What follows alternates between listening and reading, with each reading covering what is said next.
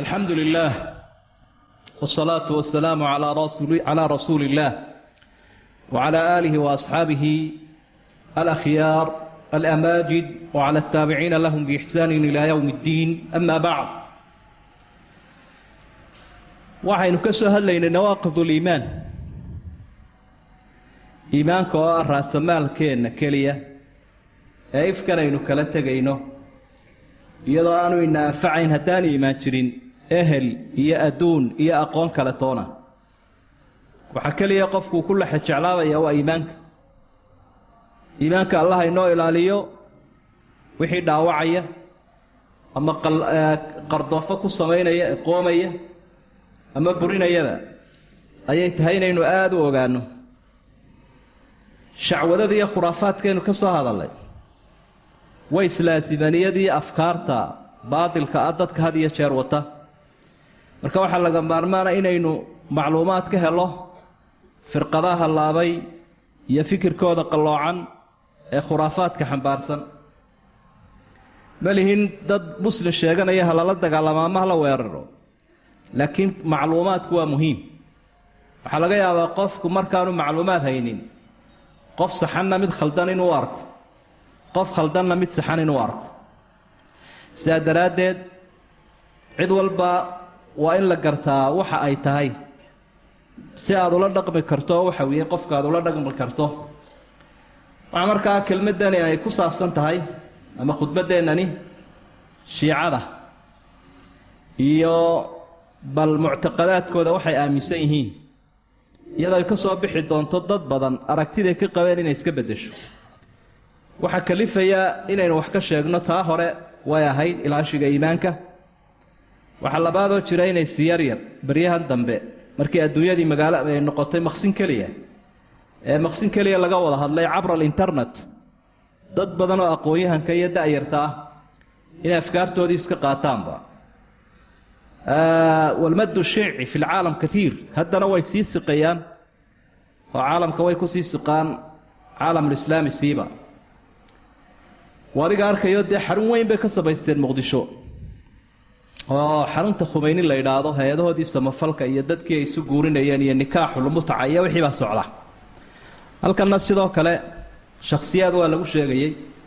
ictiraafunbay ka yar qaataan maamulada, dabeetana way ku yaacinayaan waxay wadaane shara. sidaa daraaddeed tu kalena way jirtaa oo arrimaha hore la xidhiidha. aad bay u jecel yihiin dadka gaaladii ummadaha islaamkana sheeganaya afkaartooduna liidato inay riixaan ay maalgeliyaan, waayo aqoon dheer bay u leeyihiin. in badanoo mustashriqiinta nimanka la yidhaahdo ee gaalada ka mid ah oo ku takhasusa had iyo jeer aqoonta diinta si ay dadka ugu dabarogaan. markaa ummadda islaamka kuwa toosan iyo kuwa qalloocan way kala yaqaanaan. asharx alislaami yacrifuuna maa yahdimuhu macahum. fooqa islaamka ee taagan way yaqaanaan cidda islaam sheeganaysa iyaga la duminaysa. sidaa daraaddeed ayaynu macluumaad ka qaadan doonaa khulafadii ridwaanullaahi calayhim oo jooga cuhmaan ibnu cafaan iyo cali ibnu abi aalib iyo ayay soo baxeen nimanka shiicada la yidhaahdo iyo khawaarijtuba. mushkiladan maanta caalamka haysata cali ibnu abi aalib laftiisay qabsatay. cali khawaarijtana wuu la dagaalamay oo kolkii hore isaga la socday. shiicadan cali baan u hiilinaynaa laftoodana uu la dagaalamay. qisaduna waa macruuf, saxiixu lbukhaari iyo kutubta kaleba way ku sugantay. niman baa u yimi cali ibnu abi aalib, fikirkani berigu soo bilaabmaya shiicadu. waxay ku yidhaahdeen intii ay salaameen kadib, anta huwa, adigu isagii baa tahay. markaasuu yihi maa macnaa anta huwa, maxaad uga jeedaa adigu isagii baa tahay? markaa wuxuu arkay inay yihiin kuwii silanaa la sheegsheegayay ee isaga quluwiga ku sameeyee ku xadgudbay. markaa wuxuu uhi man ana, anigu kuma lahay. marka waxay dhahaan anta rabbunaa, adigu ilaahayagii baa tahay. subxaana allah. cali ibnu abi aalib uu yaabay, ka toobadkeena buu, fursad baa haysa ayaan idin siinayaa, ilaahay uga noqda. way ka toobadkeeni waayeen. kadibna uu qabto u laayay nin u qaybsanaa oogidda xeer ciqaabeedyada qumbur la odhan jiray ayuu u diray oo wuxuu idhi dab ku shid godad buu u qoday xaabana waa lagu guray dab baa lagu ololiyey halkaasuu ka gaadhsiiyey waa kii beydka shicirka ah ee gabaygaa tirinaya cali falamaa ra'aytu lamra amran munkaraa ajajtu naarii wa dacawtu qumburaa markaan arkay arrinku halka uu maraya iyo xumaantiisa ayaan dabkaygii shiday ninkii hawsha ii qaabilsanaana aan u yeedhay qumbur loodhan jiraa sidaa ku gubay buuli culimmadu marka ay diraaseeyeen ahlu sunnuhu sababta keentay shiicadan afkaartan oo ka timi yuhuudda iyo nimankii la odhan jiray reer faris waxay tilmaamaan sababihiisa waxaa ka mida bay idhaaheen markii dowladdii islaamka ee ay horkacayeen abubakar iyo cumar radia allaahu canhuma waa kuwii sida la ogsoon yahay meesha ka saaray ee riday boqortooyadii muddada dheer jirtee bershiyanka ama reer faris ee dabcaabudka ahayd dadaan islaamin baa weligoodba xiqdigaa cumar iyo u hayay iyo abubakar radia allaahu canhuma kuwii baa markaa afkaartan mar kastay meel ay ku buunbuuniyaan helaan ayaa afkaartan sii waday oo sii kordhinayay taasina waa ta sababtay ninkii cumar dilay ee abiilulu-a la odhanayay allaciin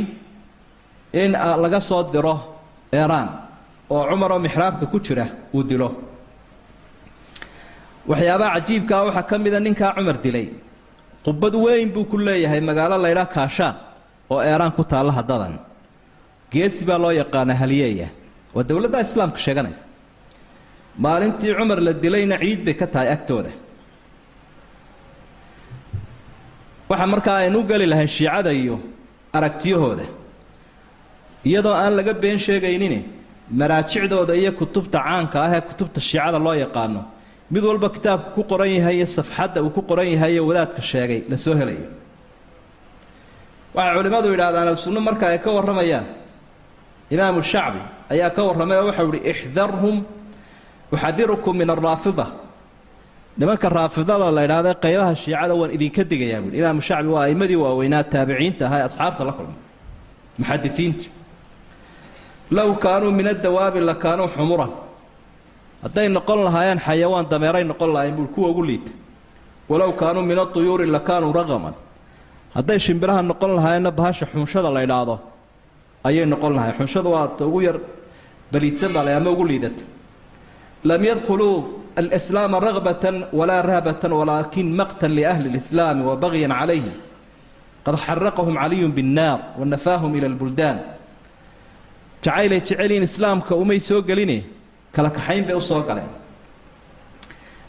dadka asaasay waxaa ka mid ahaa ninkii yuhuudiga ahaa reer yamaneed ee dilkii cumaan allaha ka raali noqdee sababta u ahaa iyo qaybintii muslimka nin taariikhdiisu ay caan tahay weeye cabdillaahi ibnu saba alyahuudi alxaaqid alyamani yuhuudi yamaneed buu ka mid ahaa inuu islaamay buu iska dhigay madiinuu yimid kol kasta oo uu fursadii helalo dadka muslimiinta inuu madaxa isugu dhuftaba koox buu sameeyaa sidaasuu wadaa xagga afkaarta iyo qarinteeda iyo xidhiidhinteedana dadka caalamka ugu horeeya afkaarta faasidka waa yuhuudda culimmadu waxay leeyihiin nimankaa shiicadu waxyaabo dhowray ka shabahaa yuhuudda ta horaysa mooyaane weeye yuhuuddu waxay idhaahdeen madaxtinimadan wixii nebi daa'uud ka soo jeeda ama aalu daawuud ayuunbaa u qalma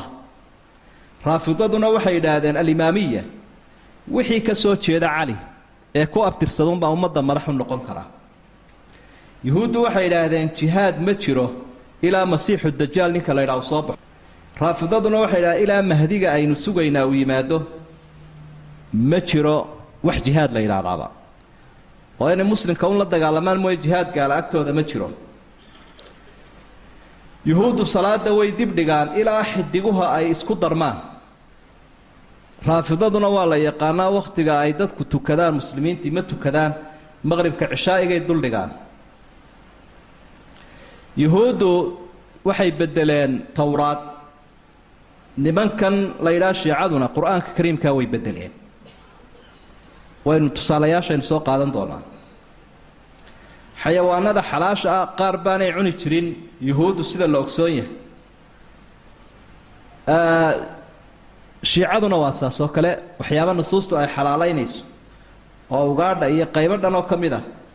ayay iyaguna xaaraan u arkaan yuhuuddu waxay u cadhaysayiin sida suuratulbaqara ba ilaahay uu ku xusay malagga la ydhaha malaku jibriil calayhi salaam shiicaduna waa sidaasoo kale oo waxay malaggaa way nacdalaan malaku jibriil calayhi salaam waxay leeyihin liannahu akhطa'a fi lwaxyi wajacalahu fii muxamed walam yajcalhu fii caliyin radia allahu canh waxyigii buu la gafay ciddii loogu soo dhiibay maxamed looguma soo dhiibina cali baa loogu soo dhiibay marka wuu khaldamay sidaa daraaddeed wuu la seegay waxyiga halkiisii marka dagaal bay kula jiraan rususha ilaahay iyo malaa'igta ilaahay arrin qarsoon maaha nimanka la yidhaahdo nasaaradana way shabbahaan nasaaradu waxay xalaashadeen waxa la yidhaahdo dumarka biduuni sadaaq iyagoo dee aynu ognahay oo saaxiibka waxa la ydhaha jideeyey oo saaxiibka adduunyada maanta macruuf ayuu ka yahay agtooda oo nin waliba inuu saaxiibad samaysto gabadhuna saaxiib raafidada ama shiicaduna waxa ay leeyihin yatasawajuuna bilmutca nikaaxulmutca guurka mutcada wax la yidhaahday qabaanoo in dhowr cisho iyo la isqabi karo oo qofku marka uu magaalo yimaado labaataneeye uu iska jeeniga mariyo dumarkaasahoo dhowr cisho expire date guur la yeelanayo oo aan abadi ahayn oo shareecadeennu ay xaaraantinimaysay meelaha qaarkood bay wax culimmadu yidhaahdaan shiicadaaba ka sii daranba rawaafida waxaa la su-aalay nimanka la yidhaahdo yuhuudda diintiinna ayaa ugu khayr badan man khayru ahli millatikum kolkaasaa waxay idhahaan asxaabu muusa nebi muuse qoladii la socotaana ugu khayr badan kiristankana waa la weydiiye waxaa la yidhi yaa idinku khayr badan diintiinna dadkii soo maray waxay yidhaahdeen xawaariyi ciisa nebi ciise xawaariyiintii la socday raafidada ama shiicadana waa la weydiiye waxaa la yidhi diintiinna muslimiinta yaa ugu khayr badan ugu shar badan waxay yidhaahdeen asxaabu muxamed nebi muxamedun intii ag joogtay oo ay nacdalayaan ay gaaraysiinayaan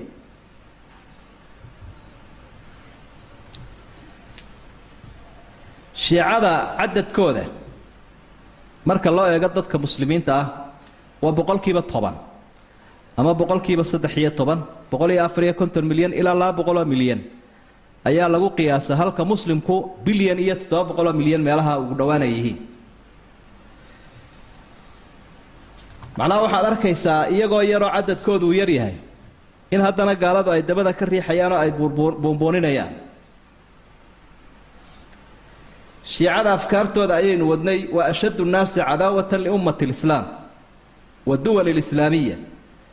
mar walba dadka muslimiinta iyaga ayaa cadaawad badan bay u hayaan iyo dowladaha maamulada u dhisan sidaa daraaddeed ba hore aynuu soo tilmaannay labadii imaamee waaweynaa cuhmaan iyo cali ama cumar iyo baan idhaahdo cali ibna cumar iyo cuhmaan in labadaba iyagu ay sabab u ahaayeen dilkooda iyaga ayaa horkacayay ninkii la odhan jiray ibnulcalqami wa tuusi labadaa ninoo magacyadaa lahaa shiico ahaa ayaa horkacayay oo asraarta muslimiinta iyo meesha kolba madaxdoodu ay joogaan iyo culimadooda iyo iyagaa ku hagaya oo u tilmaamayay mangooliska nimankii la odhan jiray ama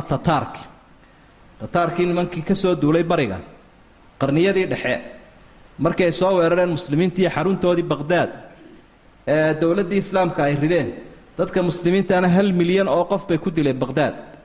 waxaa horkacaya koox shiico ah ayaa horkacaysa oo nimankaa aynu magacooda sheegnay ay ka mid ahaayeen iyagaa waxay sameeyeen shiicadu nimankii la odhan jiray xashaashiyiinta waa qayb ka mida bay ahaayeen ismaaciiliyada ama ismaaciiliyiinta nimankii la odhan jiray ee shiicada xaruntooda eeraan bay ahayd koox la ydhaha firaqulmowt ama qatlulmowt isu xil saaray inay dadka madaxda muslimiinta u laayaan intaasunu taagan yihiin ayay sameeyeenoo qisadooda aad raajici karayso kutubta ku qoran macruufa markii dambena ilaahay wuxuu ku salliday kuwa aynu ka warramaynay ee tataarki ama muslimiinta bariga ka soo weeraray ayaa ilaahay uu ku sallidoo muslimiin bay moodeenoo way cagtay mariyeen shiicada qaybta ka mida qaraamidada la yidhaahdo qarniyadii dhexe mar bay soo wereereen makatal mukarama xujaaj aad u badanna way laayeen xajarul aswadkan la salaamana way xambaarteen oo way qaateen xaggaa iyo riyaad agteeday la tegeen 20 sano ay la maqnaayeenba dhagax xajarul aswadka goob bannaan unbaa la iska marayoo la taabanayay 20 sano bay la maqnaayeen culamaadu taariikh markay maraajicda kaga warramayaan waxay dhahaan intay sii wadeen ilaahay cibrooyin badan buu tusay 10 bay ku qaadan waayeen 20 awr baa dhintay awr markay ku qaadaan uu dhintaa in yar markuu wado uu dhintaa 20 awr baa dhexda ku sii dhintay intii ay ku sideen dhagaxa markii dambe soo celinayeen hal awr baa keenay fuqaha aad u badan bay laayeen ilaa marka la soo socday qarnigeena la yimaado 1985 waynu garan karaynaa xarakatul amal maleeshiyaadkii la odhan jiray shiicada ahaa inta qof ay ka dileen filistiiniyiinta ilaa yowmina haada dee waad og tahay siday ugu hogaamiyeen gaaladii weeraraysay ciraaq iyo wadamada islaamka mar walba way horkacayeen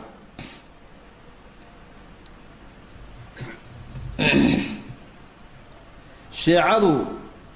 haddii taasi ay tahay waxyeelada ay u hayaan dadka muslimiinta ah qodobka labaad ee aynu xusi lahayn waxa weeye qur-aanka kariimka ah iyo waxay ka qabaan qur-aanka waxay leeyihiin wuu bedelayin qur-aanku ilaa yowmina haadaa bay qabaan maaha fikraday ka tanaasuleen qur-aanku waa muxaraf bay dhahay abubakar iyo cumar ayaa ururiyey saa daraaddeed wax badan bay ka saareen waxyaabaha ay ka saareen waxaa ka mida bay ku leeyihiin aayadihii tusinaya wilaayada cali inuu ummaddan nebi u yahay ama uu madax u yahay oo khilaafada uu xaq u leeyahy aayado tusinayay ayay ka reebeen waxa weeyaan bay dhahay aayaddaas yaa ayuha aladiina aamanuu biاnnabiyi waalwaliyi aladayni bacadnaahumaa yahdiyaanikum ila siraadi almustaqiim waxay iska samaysteen wey waxa kaloo ay leeyihiin suuratu sharxi suuraddan la idhaahdo ama alam nashrax iyadana sidan may ahayn cumar cuthmaan abubakar iyo cumar baa wax ka bedelay asalkeeduna wuxuu ahaa waa say u yidhaahdeen allaha fogeeyey alam nashrax laka sadrak wajacalnaa caliyan sihrak miyaanaan laabtaada waasicin bay ayay suuraddu ahayd intaa hore waa sax waxay ku dareen wajacalnaa caliyan sihrak calina miyaanaan ka dhigin xididkaaga subxaana allah waa qur-aankii kariimkaa waxa uu alifay mid iyaga wadaadadooda ka mida oo meesha najaf la yidhaha buu ku alifay 1977 kitaabu ku magacaabay faslu lkhitaab fii bayaani taxriifi kitaabi rabbi اlarbaab warka waxaan ku caddaynayaa kitaabkii ilaahay uu soo dejiyey la bedelay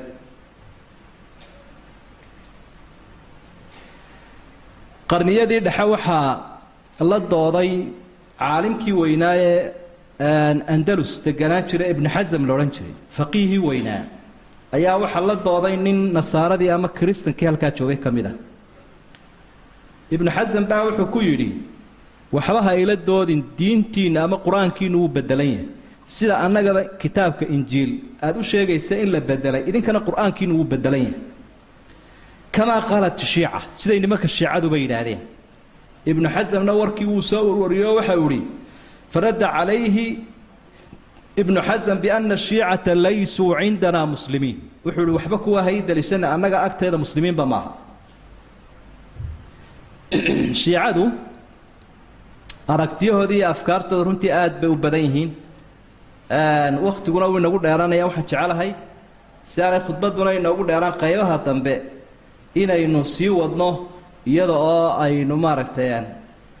dadka si aynaan ugu dheerayn khudbadda almuhim waxa weeye qofkuna inuu macluumaadka hayo xaqaa'iqa dhabta ah uu ka duulayo si uu ogaado cidda uu taageerayo iyo cidda uu ka bari noqonayo allahuma arina alxaqa xaqan warzuqna itibaaca وأرنا الباطل باطلا وارزقنا اجتنابه ربنا هب لنا من أزواجنا وذرياتنا قرة أعين واجعلنا للمتقين إماما اللهم انصر الإسلام والمسلمين وانصر المستضعفين في كل مكان يا أرحم الراحمين اللهم اشف مرضانا وعاف مبتانا وتمم نعمتك علينا يا أرحم الراحمين فستذكرون ما أقول لكم وأفوض أمري إلى الله إن الله بصير بالعباد صلى الله على نبينا محمد وآله وصحبه وسلم وأقم الصلاة